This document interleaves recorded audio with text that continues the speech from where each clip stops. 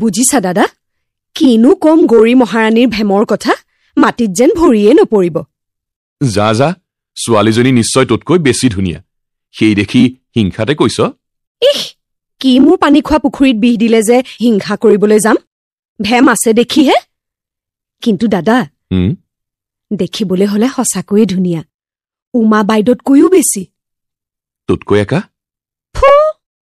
অৱশ্যে মোতকৈ দুহাত পাছতে ৰৈছেহি, আৰু সদায় ৰৈয়ে থাকিব।